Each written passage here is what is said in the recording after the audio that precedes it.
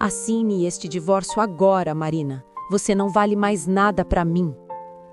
Eduardo Almeida, CEO multimilionário, jogou os papéis na cama de hospital onde sua esposa estava internada com câncer. 20 anos de casamento, resumidos em 3 folhas de papel e uma caneta. Ele queria se casar com sua secretária de 25 anos. Marina estava velha, doente, um estorvo. Marina pegou a caneta com mãos trêmulas. Eduardo sorriu vitorioso, finalmente livre daquela mulher patética. Ele já havia transferido tudo para o nome da amante, a mansão, os carros, as empresas. Marina ficaria com nada. Mas quando ela assinou, disse apenas uma frase: "Você deveria ter lido o contrato pré-nupcial que assinou bêbado há 20 anos, Eduardo." 3 dias depois, Eduardo Almeida estava na rua, literalmente, sem 1 centavo. Sua amante havia desaparecido com o que restou. E Marina? Marina se tornou a mulher mais poderosa do país. Esta é a história de uma vingança fria, servida ao longo de 2 décadas. Antes de eu contar como uma mulher destruiu o marido bilionário que a abandonou no momento mais vulnerável, escreva nos comentários de qual a cidade você está assistindo. Esta história atravessou fronteiras e quero saber até onde chegou a vingança de Marina. Marina Souza tinha 22 anos quando conheceu Eduardo Almeida em 2003. Ele era um estudante de administração de família rica, cheio de sonhos e charme. Ela era uma programadora brilhante, formada em ciência da computação pelo ITA, mas que trabalhava em silêncio, sem holofotes. Eduardo se apaixonou imediatamente. Marina era diferente, inteligente, discreta, sem interesse em seu dinheiro. Eles namoraram por 2 anos.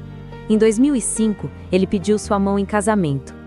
A família Almeida não aprovou. "Ela é comum demais para você, Eduardo", disse sua mãe. Mas Eduardo estava apaixonado. Ou pelo menos pensava estar. Na verdade, Marina representava estabilidade. Uma mulher que cuidaria da casa enquanto ele construía seu império. Uma esposa tradicional que não questionaria nada. A cerimônia foi em setembro de 2005, luxuosa. Mais de 500 convidados. Na noite anterior ao casamento, durante o jantar de ensaio regado a champanhe francesa, o advogado de Marina apareceu com um contrato pré-nupcial. "Eduardo, é apenas uma formalidade", disse Marina suavemente, "para proteger ambos." Eduardo estava bêbado, feliz, despreocupado.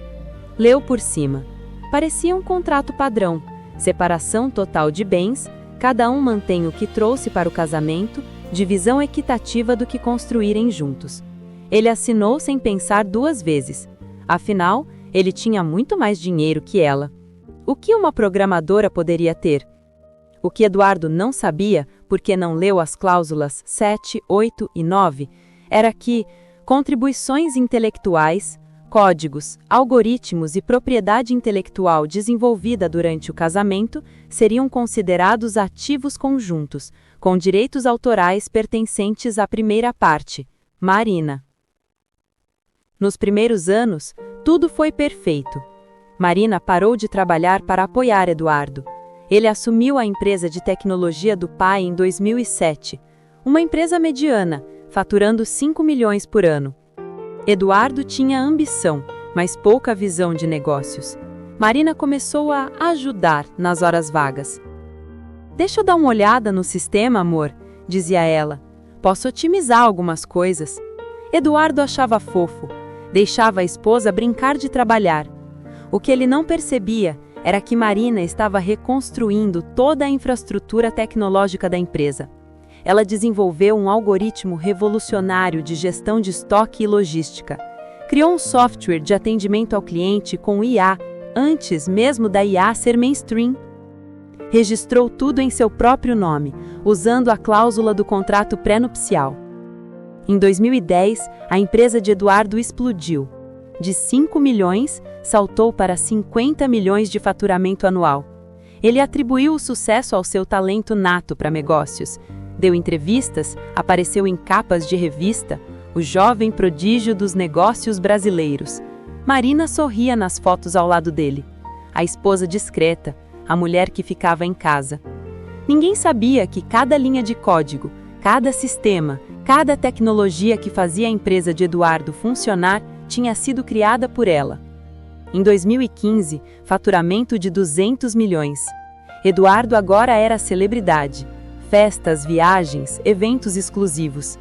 E foi em uma dessas festas que ele conheceu Júlia, secretária recém-contratada, 25 anos, loira, corpo escultural. Tudo o que Marina, agora com 37, não era mais aos olhos dele. O affair começou discreto, depois ficou óbvio. Eduardo nem se importava em esconder, chegava em casa com um perfume diferente, mensagens no celular. Marina via tudo e não dizia nada, apenas continuava ajudando na empresa. Em 2020, veio a pandemia. A empresa de Eduardo, agora avaliada em 1,2 bilhão, cresceu ainda mais. E-commerce estava em alta. As soluções tecnológicas de Marina fizeram a empresa dominar o mercado. Eduardo estava no auge, rico, famoso, poderoso e completamente entediado com Marina. Ele queria refazer sua vida, casar com Júlia, ter filhos com uma mulher jovem.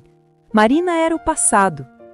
Em janeiro de 2023, Marina foi diagnosticada com câncer de mama. Eduardo fingiu preocupação nas primeiras semanas, mas logo a irritação apareceu. Você está sempre doente, sempre reclamando. Isso está me afetando.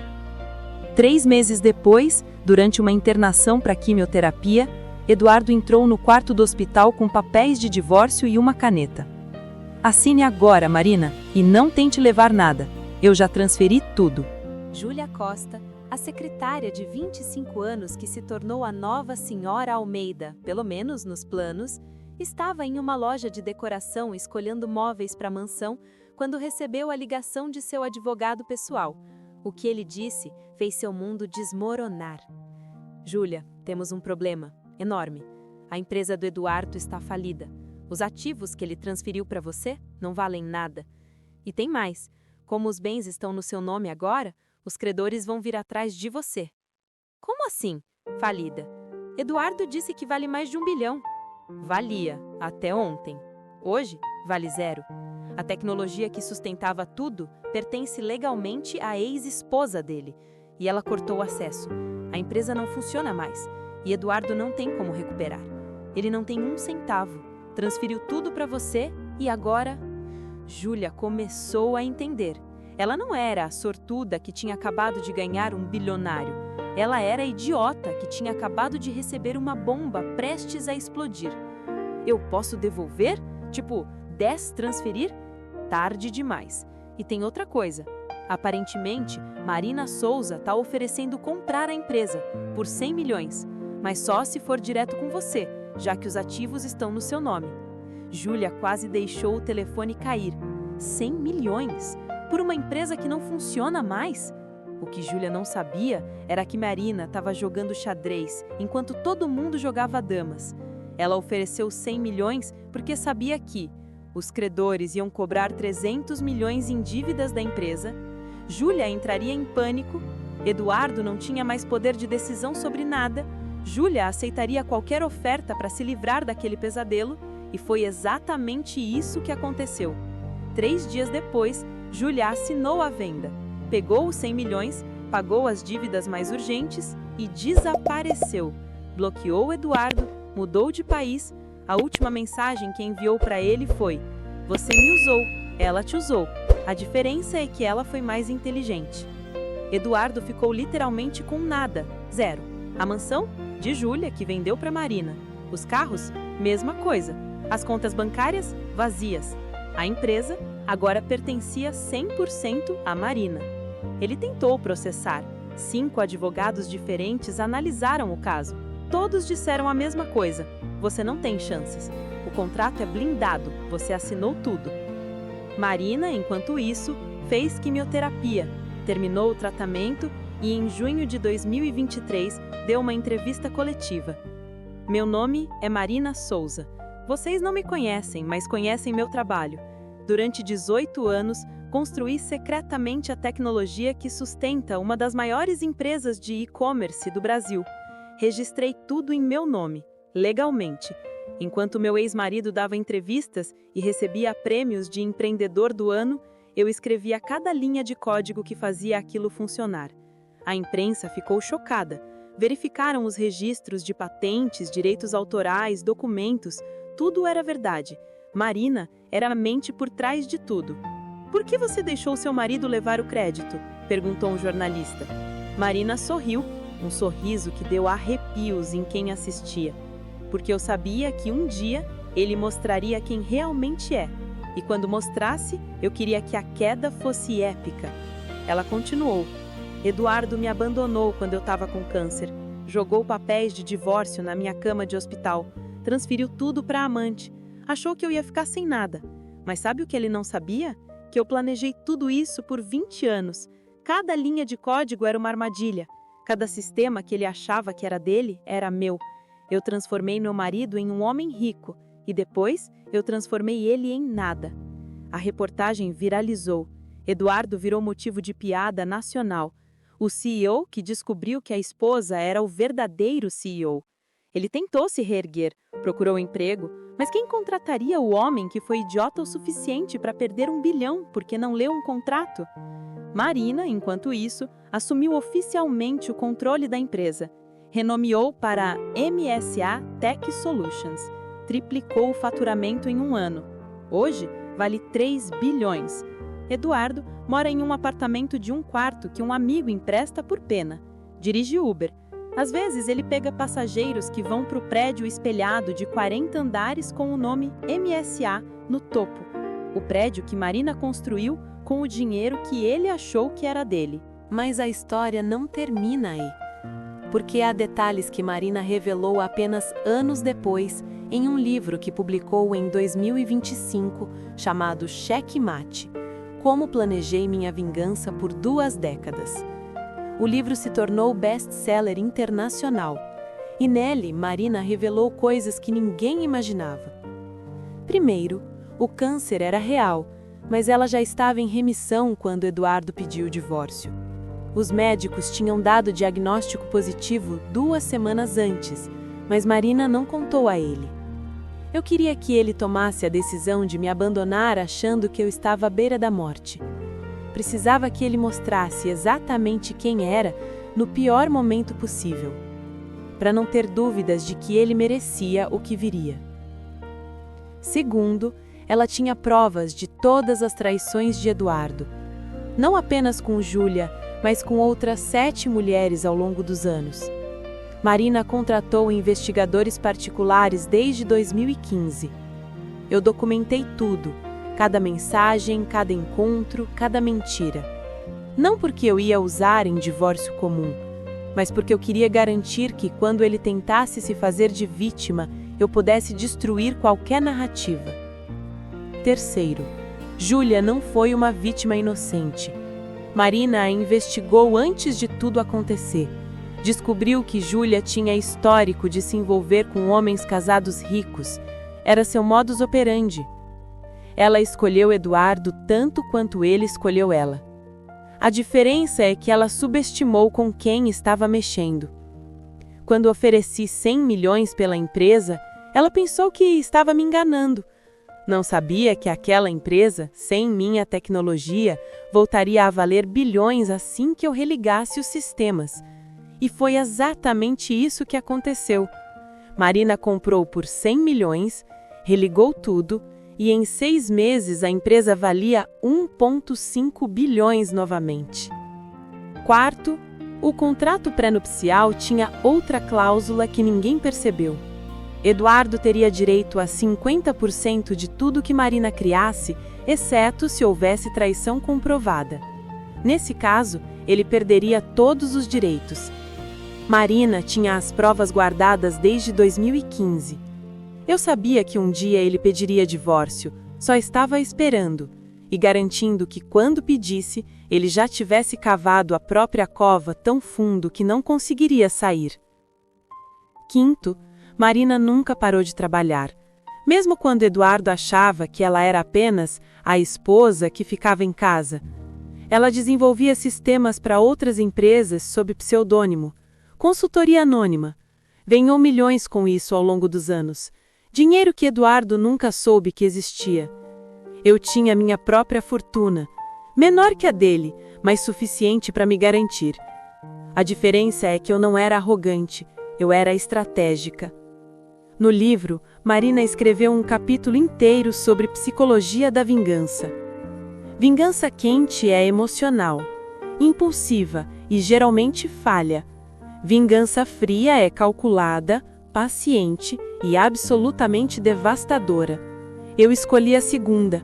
Durante 20 anos eu construí um império às escondidas. Deixei meu marido achar que ele era o gênio. Deixei ele se sentir invencível. Porque quanto maior a arrogância, maior a queda. O livro termina com uma carta aberta para Eduardo.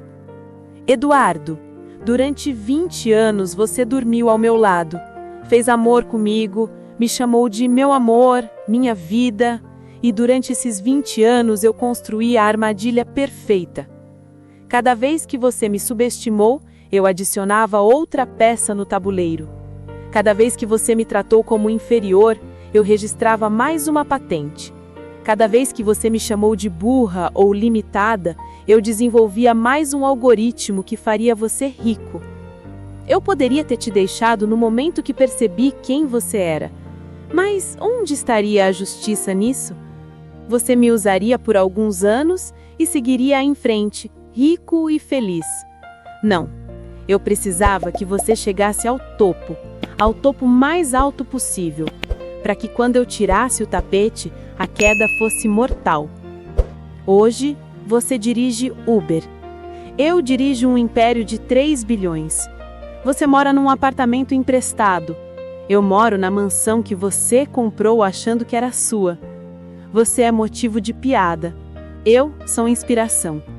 E a melhor parte, tudo o que eu fiz foi completamente legal. Você assinou tudo, você concordou com tudo. Você construiu sua própria destruição.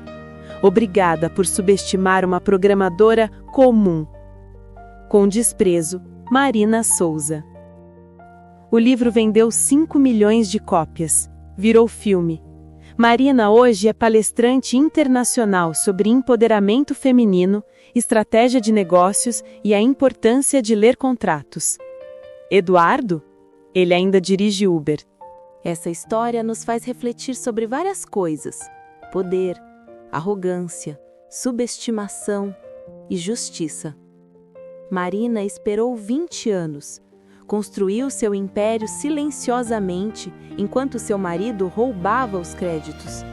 E quando ele a descartou da forma mais cruel possível, ela simplesmente ativou o plano que havia construído por 2 décadas. Mas fica a pergunta: Marina foi vítima que se vingou ou manipuladora que usou Eduardo desde o início? Ela planejou tudo desde 2005 ou apenas aproveitou a oportunidade quando surgiu? O que você acha? Justiça ou vingança?